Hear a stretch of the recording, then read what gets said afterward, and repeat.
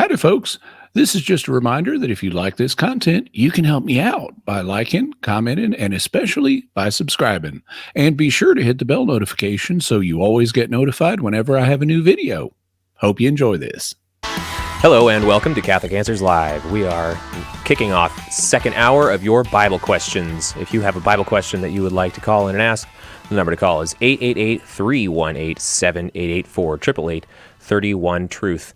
My name is Thomas Graff. I am the social media manager here at Catholic Answers. I also edit the Indulgences blog on Catholic.com, and I'm taking a break from both of those duties to guide you through this Bible questions show till Cy Kellett returns on Wednesday. And joining us again for the second hour in a row to answer your Bible questions is our senior apologist, our speaker, our author, our podcaster, our proficient YouTuber, Jimmy Aiken. Welcome back to the show, Jimmy. Howdy, I'm very glad to be back. Excellent. And without further ado, since the lines are all full, let's jump right into our second hour of Bible questions. Bob is calling from Oxnard, California, listening on the Catholic Answers app. Thanks for downloading the app on your phone, Bob. Go ahead with your question. Is there a parallel between the following two things? The first one is Jeroboam dividing the kingdom of Israel after the leader, Rehoboam, sort of misbehaved, which a couple centuries later results in the people in the Northern Tribes essentially just getting absorbed into the broader pagan culture. That's the first thing. And the second thing is the Protestant reformers dividing the church after certain of the leaders, the church arguably misbehaved, leading a couple centuries later to kind of a watering down of Christianity and desacramentalizing it, and arguably kind of a lot of Christians not looking all that different than the broader culture. So that's my question. Oh, okay. Well, so I guess I'd say it this way. First of all, I want to compliment you for getting straight into your question without giving us the secret origin backstory of the question first. In terms of the question itself, is there a parallel between Jeroboam causing the northern kingdom to secede from the Union, because politics have always been turned around in the Middle East? So over there, of course, the North secedes from the South. And the division of the church at the time of the Protestant Reformation. Well, anytime there are parallels, yes, there are parallels. The question is then, in what ways are they parallel? In what ways are they not parallel? And what lessons could we draw from the parallels? Well, so Israel was a divine institution, and the church is a divine institution.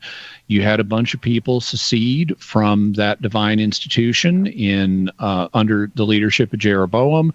In the case of the reformers, you had a bunch of people secede from a different divine institution, the church. So we've got some parallels going here. Are there differences? Well, there are some.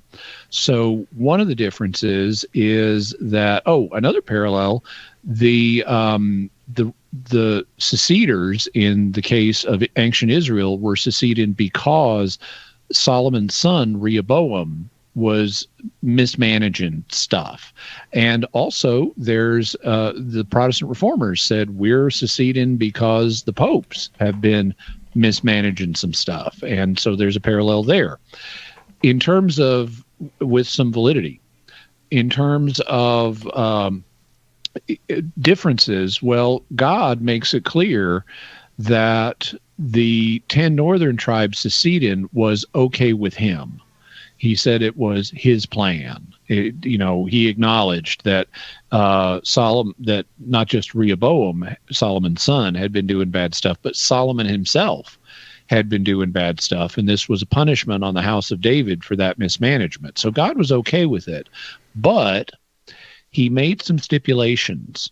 He said, I'll build you a perpetual house just like I've given to David, to Jeroboam, as long as you don't lead the people of Samaria to worship away from Jerusalem. You still need to let them go down to my temple in Jerusalem and worship there. Well, Jeroboam didn't do that, and the subsequent kings in Israel didn't do that. And so even though it was God's plan for the northern kingdom to divide from the southern kingdom, it it didn't mean that everything they were doing was okay. So in the case of the Protestant Reformation, I think we've got a difference here, because it is not God's will ever for his church to be divided. And that's something that is stressed particularly by Jesus, especially in John chapter 17 in his so-called high priestly prayer. And it's stressed in the Apostle Paul. And so this is a major theme of the New Testament, and it was not God's will for his followers in Christ to be divided in this way. So that's different.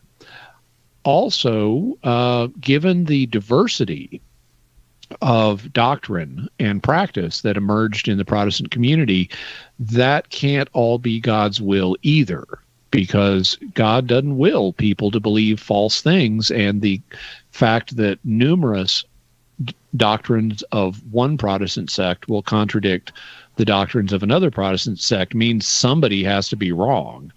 Maybe both are wrong, but somebody has to be wrong, and losing aspects of sound doctrinal teaching is not God's will. So there are some differences between the case of Israel and the case of the Protestant Reformation.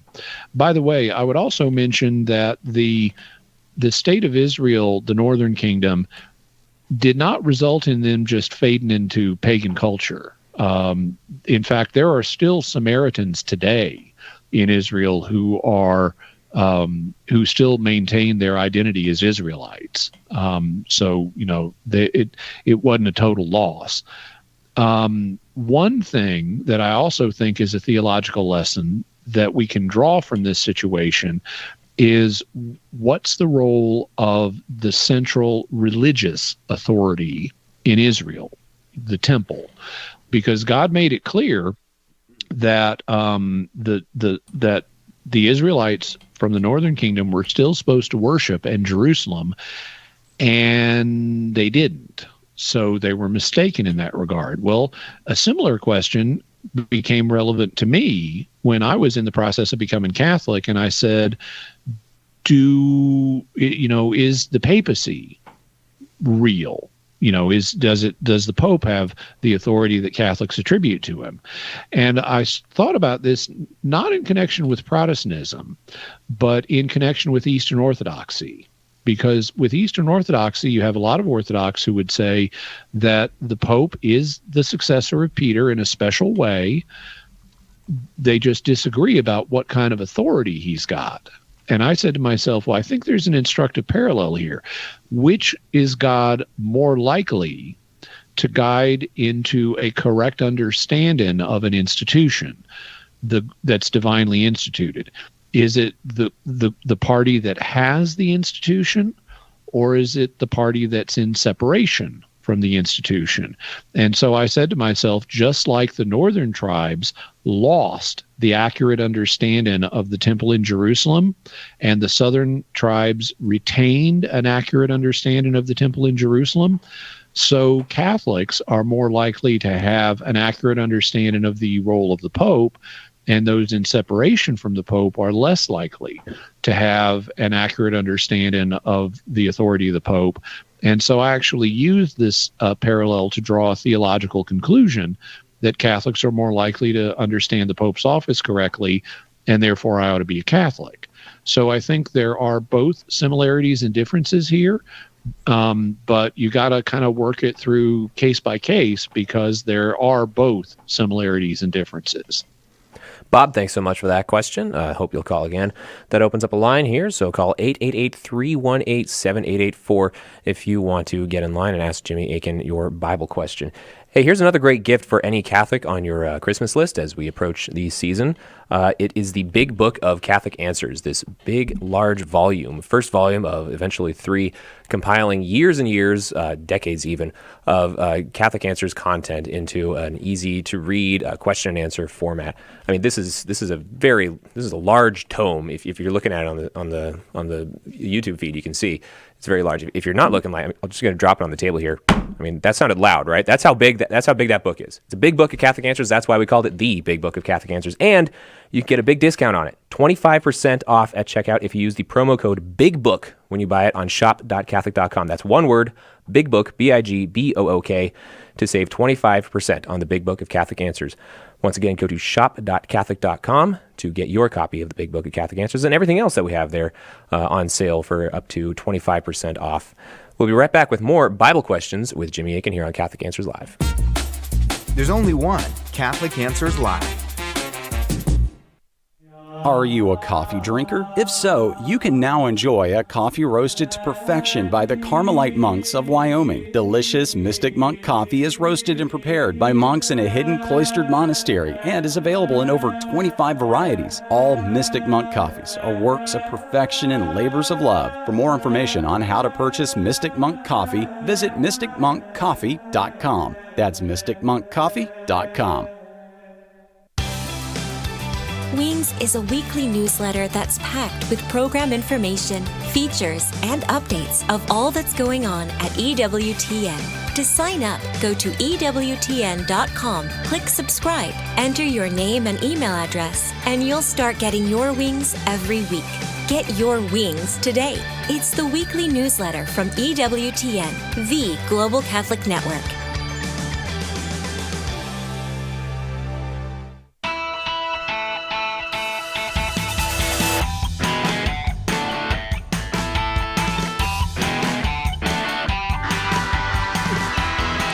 Welcome back to Catholic Answers Live. It's Bible Questions with Jimmy Akin here. Call 888-318-7884 if you want to slip into that last open line and ask Jimmy Akin a question. Thomas Graff here, the social media manager at Catholic Answers, filling in for Cy Kellett before he returns on Wednesday to take you through a flannel panel that day into Thanksgiving. But for now, again, it's Bible Questions with a senior apologist, author, podcaster, debater, just all around Catholic Catholic intelligentsia enjoyer. Yeah, Catholic dude. That's a better way to say it. Catholic dude, Jimmy Akin. All right, Catholic dude, Jimmy Akin. Let's go on to Illinois dude Michael, who is watching on Catholic.com, I believe. Michael, go ahead with your question for Jimmy Akin.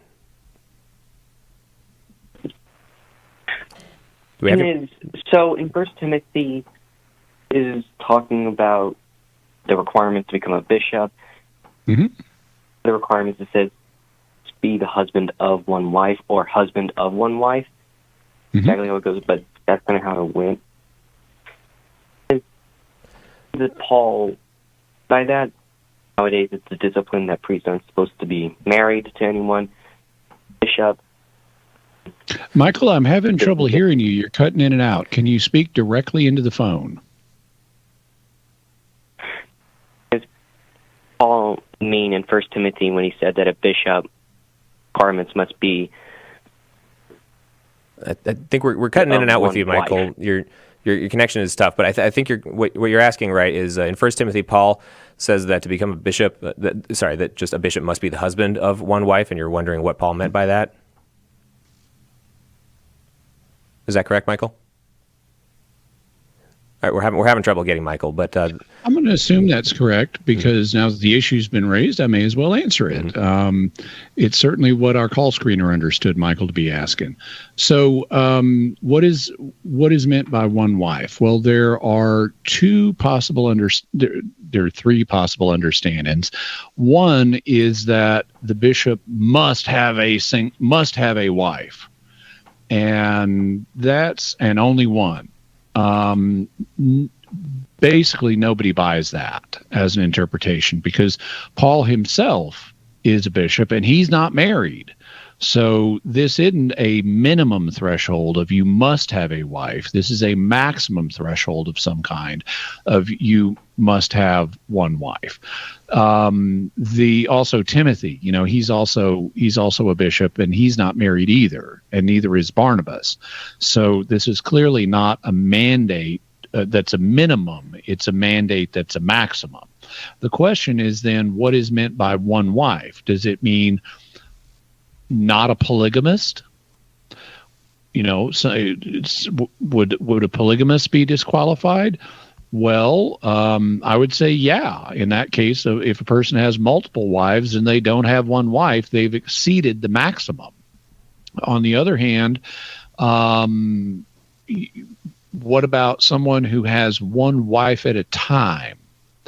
Well, so this is sometimes called serial polygamy. You marry someone, then you get divorced, then you marry someone else. Well, I think the serial polygamy interpretation of this would also exceed the maximum, because one thing that Jesus teaches in 3 of the 4 Gospels is that if you divorce someone and remarry, that's adultery.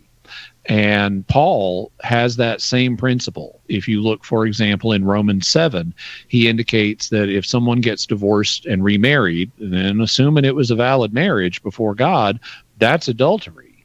And so Paul is never going to countenance an adulterer serving as a church official. And so I would say that regardless of what Paul is thinking here, is he thinking specifically of polygamy, or is he thinking of serial polygamy? I think they're both ruled out. They both exceed the maximum. So when Paul says one wife, I think we've got to interpret that in terms of a single woman who is currently alive that you're married to. If you've never been married, or your wife has died, then Paul's not thinking about that. He's not mandating that you currently have a wife, because otherwise he and Barnabas and Timothy would not be qualified as church leaders. But he means don't have more than one, whether it's having them simultaneously, which is polygamy, or having them one after another, which is serial polygamy. Incidentally, some people you may hear on this verse, I mention it because you'll hear it, some people would say Jews in this period did not practice polygamy. That is not true. There were Jews who practiced polygamy, like Herod the Great, for example. He had multiple wives. So when you're hearing treatments of this verse, is if anyone says, oh, they didn't practice polygamy, then you want to set that aside, because that's not true. But still, this verse is going to rule out both simultaneous polygamy and serial polygamy. Michael, thanks so much for calling with that question. Sorry about the phone issues, but call again, and we'll see if we can get the question cleared up if that wasn't exactly what you were asking. But Jimmy, I thought you did pretty good with what we could get. Let's go on to Daniel, calling from Canada, also listening on Catholic.com. Daniel, you're on the air. Go ahead with your question. Hello. So I've been, over the years, I've been reading the Bible verses concerning, sorry, I'm blanking out now, Pontius Pilate. Pontius Pilate? And, yes.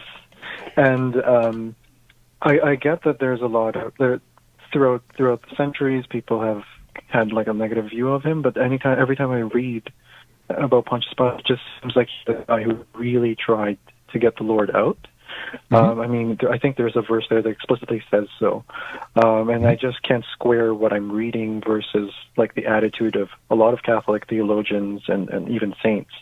I know that he's a saint in the Oriental Orthodox Church. I don't know if he's a saint in the Eritrean and Ethiopian Catholic Church, but it just seems at odds. And I guess my question is, am I getting close to, kind of, not heresy, but unorthodoxy, I guess, heterodoxy, in kind of seeing him in a positive light? Do I have to see him in a negative light? Kind of just seeking some guidance on this regard. The church doesn't have any teaching on how you're supposed to appraise the figure of Pontius Pilate. And certainly it has not made it a dogma that you must view him a particular way. So the issue of heresy doesn't even arise here. And scholars have, the Catholic Church allows Bible scholars to have a broad diversity of opinion. Basically, as long as you're not contradicting a doctrine of the faith, you can interpret Bible verses however you think the evidence supports it. So if you read it and you think that the New Testament presents us with a broadly positive view of Pontius Pilate, well, then you can acknowledge that. That's your view. Doesn't contradict anything the church teaches. Now, if one were to say he had no culpability for what happened to Jesus, well, that would be more problematic, because the New Testament, does present him as the guy who did the execution order, and he also, authorized Jesus to be scourged and stuff like that. So we want to be honest about what he did do. But, if you want to say it looks like he's trying to let Jesus off and he's trying to do good stuff here, even though he feels boxed in by the Jewish authorities, because, they're telling him you're no friend of Caesar if you don't do this for us. That's a direct threat. That means we're going to go and tell Caesar that you are not his friend. You are allowing people like Jesus to run around claiming to be kings when the Roman Senate hasn't appointed them as kings, and that subverts Roman rule. So you're not they're threatening him if he doesn't do this for them. And if you want to say, well, his intentions seem good, he just ultimately gives in to them, well, that's fine. By the way, if you'd like a careful look at Pontius Pilate and what we do or don't know about him, I did an episode of Mysterious World on him a few months ago. It's called, it's about Pontius Pilate, and it's episode 334. So you could either go to my YouTube channel, which is youtube.com/Jimmy Akin, and type in Pilate to search the channel, or you could go to mysterious.fm/334. Daniel, thanks so much for that question for Jimmy Akin. Hope you call again. It was a really good question, Daniel. By the way, I want to soothe your conscience and just let you know you're not the only one who kind of reads the New Testament and wants to feel sympathetic for Pontius Pilate. Growing up, I felt that way a lot. I was almost like, why do we mention him in the Creed every single time like he was a malicious actor when it really looks like he wanted to let him off? And Jimmy gave a great answer, of course. I think in regard to that second worry of yours, Thomas, about I don't think he's being cited as a particularly malicious actor there. Mm-hmm. The reason it's included, crucified under Pontius Pilate, the reason that's in the Creed is to tell us when it happened, because they didn't have our modern AD BC system of reckoning. Mm-hmm. And so they dated events in terms of who the ruler was at the time. Mm-hmm. And so really what that verse is telling us is crucified by under Pontius Pilate or by Pontius Pilate. That's just telling us when this happened. So this is a real part of history. Mm-hmm. It's not like a made up Greek god. That makes a lot of sense, actually. The more you read ancient literature, the more you realize that, that's like their primary way of dating things. But would you say, Jimmy, maybe this is a fair way to put it? Is that you pointed out that the Jewish authorities were really, they were threatening him, they were really kind of leaning on him hard. So that meant he had the occasion to maybe practice heroic virtue and stand up in the face of that and say, no, I'm still not going to send an innocent person to death. But he failed in that, and there's maybe something a little shameful about that. He also had some other moral failings that I talk about in episode 334 of Mysterious World, because we know about him from secular sources as well, and so we know of other things he did, and they're not always good. Mm-hmm. Like the Roman rulers of that time generally seem to be. Yeah, they're a mix. Yeah, mixed bag. All right. It's Bible Questions, of course, with Jimmy Akin. The number to call is 888-318-7884. Tom in Houston, Texas, listening on Sirius Satellite Radio. Tom, go ahead with your question for Jimmy Akin. Hello. Thank you for taking my call. There's a mystery in the Old Testament, to me, the relationship between Jonathan and David. Does that justify or substantiate a same-sex relationship? No, I would say two things in this regard. The first one is we have abundant evidence of David's heterosexuality. He did practice polygamy. He had a bunch of wives. He had a bunch of children. And we don't have any evidence of him having homosexual orientation. So we don't even have evidence of him being bisexual. All the evidence we have is of him being heterosexual. The second thing I would say is the tendency to see this on the part of some people as a same-sex relationship with Jonathan is based on a misunderstanding, because what you can show from the text of Scripture is that David and Johnathan, who are both males, are really close friends. And that's all you can say. They were really close friends. Part of the problem is in our society at the moment, there is a tendency to downplay the reality of strong male friendships. and try to read any strong male friendship as if it's a same-sex relationship, when it's not. Strong male friendships are a real thing. People have strong friends, and some of those friends are going to be of the same gender as them, and that does not make it a sexual relationship. So we don't have any evidence here of a same-sex relationship. What we have as evidence of is just a strong friendship where the two friends happen to be the same sex. Tom, does that help you out? So we're not told anything more about Jonathan except that he was killed in battle.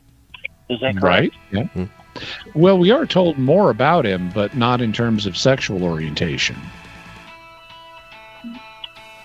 Okay. Thank you very much. Yep. Thanks for that question. Problem. Thanks for that question, Tom. It's Bible Questions again with Jimmy Akin here. Call 888-318-7884 if you would like to call Jimmy Akin. We'll be right back with more Catholic Answers Live right after this. Deepen your connection to the Church's holy days and seasons while you draw on the wisdom of the Church Fathers. Feasts of Our Fathers, the new book from Mike Aquilina and Adam Lucas, is a treasury of history, prayers, insights, and lessons that will bring you closer to the earliest of Catholic traditions. Take your prayer life and your solidarity with the Church, past and present, to a new level. Order your copy of Feasts of Our Fathers today at shop.catholic.com. We hope that one of the things that we communicate here at Catholic Answers Live is that our Catholic faith allows us to be fully serious about all the problems we encounter in the church and in the world, but it also lets us have light hearts and maybe even mix in a bit of fun, and that is exactly what our good friend Joe Heschmeyer does in his popular podcast, Shameless Popery. You should check it out at shamelessjoe.com. Joe's got a deep grasp of the faith, morals, the teachings of the church, all that, but he's also got a witty conversational style. He entertains and he informs, but you will leave equipped to better answer the most common challenges, misconceptions, and questions about the Catholic faith. He's got insightful guests, he does on-air debates, and he takes a close look into all the things that you want to know about as a Catholic living today. You'll walk away knowledgeable and filled with joy. Look for Joe on his YouTube channel. Check him out at shamelessjoe.com or wherever you get your podcasts. And if you like what you hear, become a patron. Our Lord needs articulate defenders of the truth to spread the joy of the Catholic faith. Catholic Answers monthly giving club, Society 315, helps you fulfill the call in 1 Peter 3:15 to always be prepared to make a defense for the hope that is in you. For as little as $10 a month, you'll help Catholics grow in faith, bring lapsed Catholics home, and lead non-Catholics to the truth. Go to casociety315.com and join today.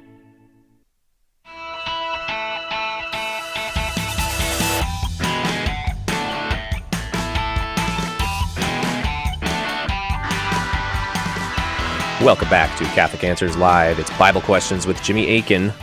My name is Thomas Graff. I'm the social media manager here at Catholic Answers, filling in for Cy Kellett before he returns to host the show again on Wednesday. And we're going now to Nick, calling from Rhode Island, listening on Catholic.com. Nick, you are on the air. Go ahead with your question for Jimmy Akin. Thomas, Mr. Akin, thank you very much. I appreciate it. So in Matthew 16:17, in the Greek, I'm reading that it says Simon barjonah. And I just found it interesting that most of it was translated except for barjonah, which was transliterated. And I'm wondering, that sounds to me almost like an unfamiliarity with that Jewish term. And so I was wondering if maybe that was evidence against Matthew being a Jewish author in particular, or maybe someone who just didn't know what that word meant. So I'll just throw it in there, something like that. Well, I don't think I see it that way because in the original Greek manuscripts there were no spaces. The modern use of spaces between words didn't really exist at the time because books were fantastically expensive, and so they really crammed the text onto the page. They did not put spaces between words. In fact, the Latin word for reading, legere, means to pick out, because you got this stream of letters and you got to pick out the words in it in order to understand the text. So the fact that barjonah would have been presented as one word, I don't think tells us anything about the author. Now, for those who may not be familiar with first century Jewish naming conventions, they tended to be patronymic, meaning that you're named after your father. And patronymic naming conventions are still used in places like Iceland and in Russia. And so, for example, in Iceland, I would be Jimmyson, because my name is Jimmy. My father's name was Jimmy, so I'm Jimmy Jimison. My sister would be Jennifer Jimmy's daughter, and I love how they spell daughter, Dottir. But she would be Jennifer Jimmy's daughter, because her name is Jennifer. She's the son of a man named Jimmy. So this type of naming convention was commonly used in ancient Israel. So Peter, his birth name is Simon, or Simeon, to give the actual Aramaic version of it. You'd actually want to pronounce it like Shimon, but then he's the son of a man named John or Jonah. And so what they do to indicate son of is they use the Aramaic word bar. This is different than in Hebrew. In Hebrew, the word is ben, but in the word for son in Aramaic is bar. So Peter is Shimon bar Yonah, and that's just his name in Aramaic. In a Greek manuscript, that would have been written as one word. In fact, it would have been surrounded by the text of other words because there were no spaces. But I would say, if anything, the fact that Matthew competently renders not just in this instance, but in other instances too, the fact that Matthew and other evangelists like Mark are able to include Aramaic and Hebrew in their texts strongly suggests that they're Jewish. I mean, they either are Jewish themselves, or they have significant knowledge of Jews because they're using the Jewish languages, Aramaic and Hebrew, in a competent manner. And so I would say that while it's not decisive, I would say that the fact we've got Simon bar Yonah in the text is a sign that Matthew is more likely than not to be a Greek-speaking Jew. Does that help you out, or is there more to the question that you'd like to ask? Yeah, no, that's definitely very helpful. I guess, my main sort of meat of the question, and, maybe there's no, knowable reason for this, but, why render it bar Yonah as opposed to in the Greek son of Jonah? I feel like that could be confusing to a Gentile audience, assuming Matthew knew that's where his letter was going, or his gospel, rather. Yeah, well, actually, Matthew's gospel is the one that is the most Jewish. The evidence, I would say, supports the idea that Matthew was written for a group of Greek-speaking Jewish Christians. So he's got a Jewish audience, and he's expecting them to know Jewish naming conventions. Even if you don't speak Greek, even if you don't speak Aramaic yourself, if you're a first century Christian Jew, you're going to know how the naming conventions in the Jewish community work. And so they would be able to see Simon bar Jonah and understand what that means, even if they don't understand any other Aramaic so I would say they'll understand that anyway, given who Matthew is targeting. Thanks so much for that question, Nick. Glad we could help you out there. It's Bible Questions with Jimmy Akin today. The number to call is 888-318-7884, 888-318-7884 if you'd like to ask Jimmy a question. I'm Thomas Graff, social media manager at Catholic Answers, sitting in for Cy Kellett. And our next call comes from John in Seymour, Tennessee, listening on Sirius XM. John, welcome to Catholic Answers Live. Go ahead with your question. Thank you. Jimmy, first of all, I want to thank you very personally from the bottom of my heart for writing the book, The Bible is a Catholic Book. It was the turning point in my mother's conversion to the church. My mother passed away in September of this month, or this year, and I'm very grateful she came into the church before that happened, and I want to thank you for writing that book. Well, thank you, John, and I want to encourage all the listeners to pray both for your mother and for you and all she left behind. Absolutely. John? Well, I thank you very much for that. My question is very similar to the one asked earlier about being the husband of one wife, but I want to take it in a different direction of how to explain to my Protestant family about the priesthood and how it was set up and how the celibacy eventually came into play throughout the years. Okay, well, so the practice of clerical celibacy actually goes back to the New Testament itself, because Jesus himself is not married. He's celibate. And actually, that's what celibacy means, is not married. People often think it means doesn't have sex, but that's a different word. That's continent.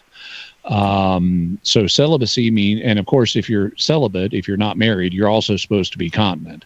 But Jesus himself was not married, so he was celibate. Paul was not married, so he was celibate. Barnabas was not married, so he was celibate. Timothy was not married, so he was celibate. So we've got a tradition of celibacy in the New Testament itself. It's just not mandatory for everybody. So you also have people like Peter, who was married and was also a minister of the church. So what happened was, as the church got more experience, it came to realize a few things. One of them is that celibacy is the superior option for for several reasons. One reason is that it's the final state of humanity, because Jesus says in the resurrection, we're going to neither marry nor be given in marriage. So we're all going to be celibate in the next life. And by adopting celibacy as a practice now, we conform our lives to that future reality that we're aiming at.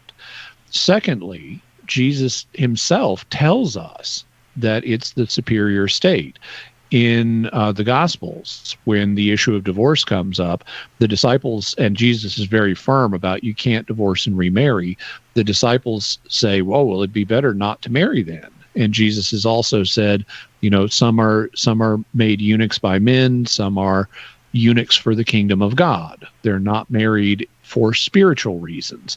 And Jesus says, after they say, well, it'd be better not to marry then, he says, well, this isn't everybody's gift. But for those who it is their gift, they should accept it. So that's an indication that this is a gift that should be accepted if it's yours. Then Paul, talks about how to Timothy, no soldier, meaning soldier of Christ in this context, so, like a church minister, gets involved in civilian affairs. So he recommends celibacy to Timothy, and he even recommends it more broadly than that. In 1 Corinthians, he says, the world is changing right now, and you'll have fewer troubles if you don't marry, because whether you're a man or a woman, you'll be able to be fully devoted to serving Christ. He says, an unmarried man is anxious about the affairs of the Lord and how to please the Lord, but a married man is anxious about the affairs of this world and how to please his wife. So, he recommends it to Christians generally because of how the world is changing. So Christians got to reflect on all this, and they said, okay, it's better for these reasons. It's also better because priests who represent Jesus are conforming themselves to live like Jesus did.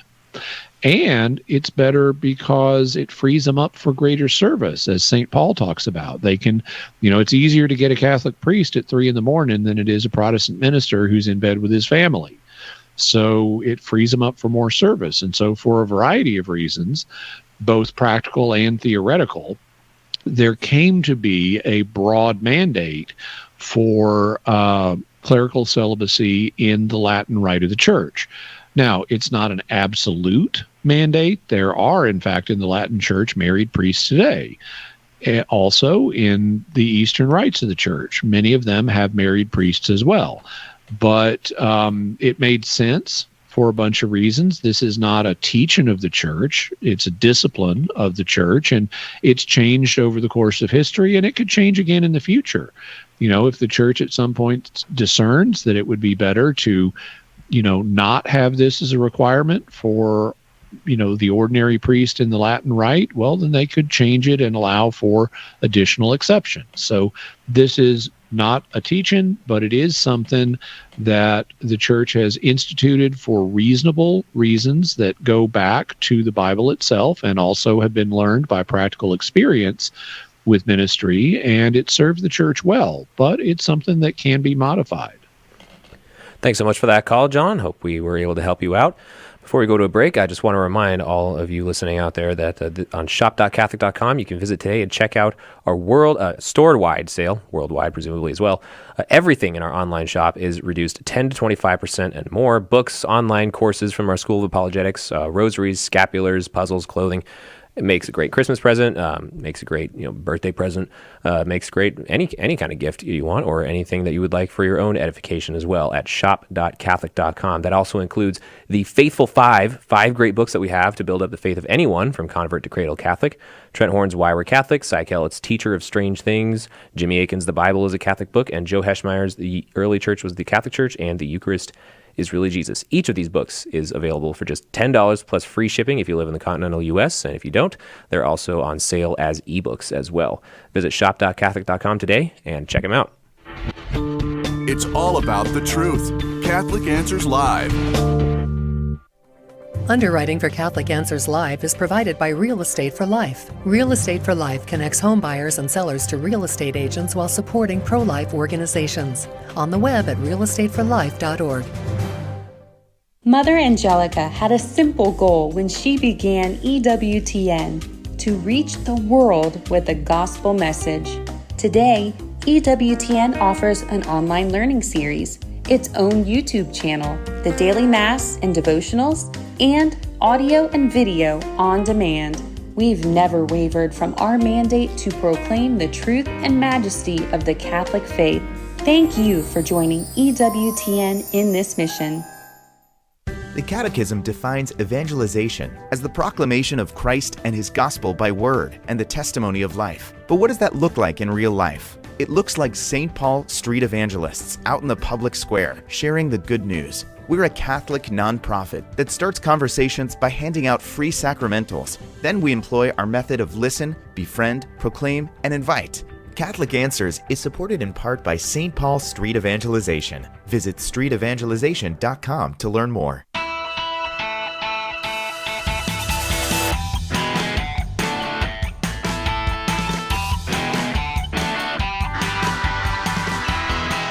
Welcome back to Catholic Answers Live, taking you down the home stretch here of our Bible Questions show with Jimmy Akin. My name is Thomas Graff. I'm filling in for Cy Kellett until he returns, for the rest of today's show anyway, and then he'll be back on Wednesday. Let's go down all the way to Stockholm, Sweden, where Urban is listening on the Ave Maria app. Urban, go ahead with your question for Jimmy Akin. Hi. I wanted to ask if I could get an interpretation of Ephesians 5, verse 22. This spot that wives should be submissive to their husbands as to the Lord. And generally, that area, I've got into a bunch of discussions with friends, and I've heard very many different interpretations. And I was wondering how we should interpret this as Catholics. Well, there are different interpretations that are advocated by different Catholics. This text has quite a number of things in it, more broadly than just verse 22. Paul, after verse 22, where he says, "Wives, submit to your husbands as to the Lord," he goes on to say, "For the husband is the head of the wife, even as Christ is the head of the church, his body, and he is himself its Savior." Now, as the church submits to Christ, so also wives should submit in everything to their husbands. This, by the way, assumes their husbands are competent. If your husband is a raging alcoholic or something, or mentally ill, this doesn't apply. But he then goes on to say, "Husbands, love your wives, as Christ loved the church and gave himself up for her, that he might sanctify her, having cleansed her by the washing of water with the word, so that he might present the church to himself in splendor, without spot or wrinkle or any such thing, that she might be holy and without blemish. In the same way, husbands should love their wives as their own bodies. He who loves his wife loves himself. For no one ever hated his own flesh, but nourishes it and cherishes it, just as Christ does the church, because we are members of his body. In any event, so we have several different themes here. He does use the word submit in saying, wives, submit to your husbands. But actually, just the verse before that, in verse 21, he said to Christians in general, submit to one another out of reverence for Christ. So what some people do is they take verse 21 and they use it as an interpretive key for verse 22 and say, even though in verse 22 he only mentions wives submitting to their husbands, he just said Christians should submit to each other in general. And so that would imply that husbands also need to submit to their wives. And so you've got a fundamental equality of the sexes in terms of mutual submission, assuming that, people are competent and, they're making reasonable requests and things like that. You obviously don't have to submit to unreasonable requests or requests from an unreasonable person. On the other hand, other people look not at verse 21, which is a general principle for all Christians, but specifically in terms of the husband-wife relationship, they look at what follows it. And they'll say, okay, so husbands and wives are supposed to relate to each other like Christ and the church. So wives are supposed to submit to their husbands, assuming the husband is reasonable and making reasonable requests. On the other hand, husbands are supposed to be self-sacrificial for their wives, just like Christ was willing to sacrifice himself for his church. So it's even been pointed out on this interpretation that that the husband has the more serious task. All the wife has to do is, comply with reasonable requests. The husband is called to be self-sacrificial, if necessary, for the wife. In neither case is the spouse supposed to act in an unloving manner. They're both called to love each other, just like Christ loves the church and the church is supposed to love Christ. What the difference is between these two major explanations, the one that focuses on verse 21 that precedes verse 22 and the one that focuses on the verses that follow verse 22, has to do with a difference or a potential difference in innate gender differences. In the case of the interpretation that focuses on verse 21, you have at least the potential to blur gender differences and say, yeah, husband and wives, really, they're supposed to mutually submit. There's no real gender difference, at least here. On the other hand, the interpretation that follows the verse 22 does contain more of an awareness of gender differences. It's like, okay, we're supposed to relate to each other like Christ and the church relate, and so that means we have different roles in this relationship. That doesn't mean we're not supposed to backstop each other. That doesn't mean we always do, exactly what our role might lead you to expect. Like if a wife gets unreasonable demands, she doesn't have to follow them because they're not reasonable. Christ isn't going to give the church any unreasonable demands to follow, but a fallen human husband might. So you've got to take that difference into account. But basically, you have and these two views are not completely mutually exclusive. You can acknowledge both, but one of them, the verse 21 interpretation, tends to minimize gender differences, whereas the verses following verse 22 interpretation tends to preserve gender differences. There's also an element of culture at play here, because gender differences change to some degree between cultures, but they also are to some extent hardwired into us. The attempt to portray men and women as if they're just identical is obviously false, even if you obviously we're physically different, but we're also just mentally different on average. That's not to say that there's no overlap between the two genders in terms of psychology.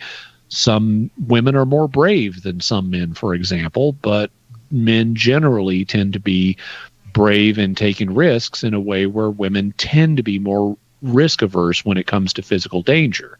So there are, on average, psychological differences between the two genders. Personally, if you want to know my thought, I tend to favor the interpretation that focuses on the material following verse 22. I don't deny that there's legitimacy to verse 21, but I tend to think there are significant gender differences and gender roles that do need to be acknowledged in society. Urban, thanks so much for that call all the way over there in Sweden. We're going to take it back across the Atlantic now to Florida. Good night. Whatever Jimmy just said, I can't pronounce it, but yeah. We're gonna, Good night. Good night. Good night, Urban. Call again in the following night if you like. Back across the Atlantic to Florida, where Carol is listening on the EWTN app. Carol, go ahead with your question for Jimmy. Thank you. Yes, my question concerns the proto-evangelium announcement in Genesis 3:15. We have, if I'm not mistaken, I think Genesis correctly is with that translated from the Hebrew. That was one question. The second is, if the translation was from the Hebrew, then why is it that there seems to be some mistranslation or an error in transcription by a scribe? We have the Douay Rheims from the Latin Vulgate, which says that she will strike your head while you strike at her heel, rather than he will strike at your head while you strike at his heel in the Hebrew and current translations. So that's my question. Okay, so the Douay Rheims is translated from the Latin Vulgate, and at some point, the Latin Vulgate incorporated the feminine for this verse. She will crush or she will strike and so forth.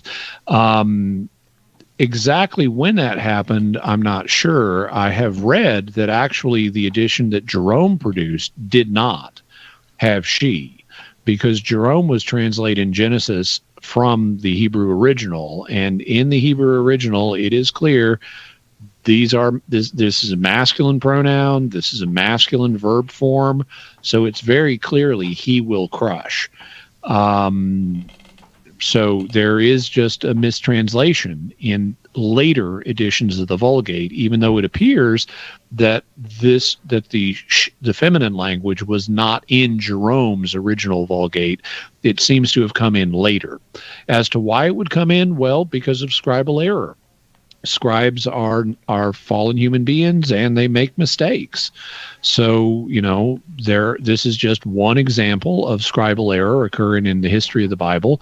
But modern manuscript science has, revealed that, okay, we've got these early manuscripts, and they use masculine language. So we've been able to correct for the mistranslation, and that's why you find he in standard modern translations that are based on the original Hebrew, because the original Hebrew does not have she. Now, how can we then appraise the situation of she being used in Catholic history? And you often see pictures, like statues of Mary with the devil as a serpent under her feet and stuff like that. Well, I think, there's no problem with that. I was, in fact, reading an audience that John Paul II gave back in 1996 where he talked about this. And he noted that the she language is not in the original Hebrew. It is in Christian art and Christian tradition, but lowercase t tradition. But he didn't see that as a problem because it ultimately, in terms of applying this verse, which is called the proto-evangelium or the first gospel, because it's through Jesus Christ, who is a he, that Mary ends up crushing the serpent. So it ends up converging to the same thing. Thanks so much for that call, Carol. Thank you to everyone who called in today with your Bible questions for Jimmy Akin. That's all the time we have today. Sorry to everyone who we couldn't get to, but please do call again, and we would be happy to get your question on the air. Jimmy Akin, thank you so much for 2 hours of Bible questions today. My pleasure. And thank you all for hanging in here with me while I guide you to another show with Cy Kell in the near future. Jimmy Akin Podcast dropped today. Jimmy Akin's Mysterious World dropped last Friday. A new episode drops this Friday. You can listen to those anywhere you like, wherever you get podcasts. Thanks again for tuning in today, and we will see you again right back here, God willing, on Catholic Answers Live. And before we go, just one more reminder that if you like what you've watched, you can help me out by liking, commenting, and especially by subscribing. I'm trying to grow my channel, and I'd really appreciate your help. Thank you, and God bless you.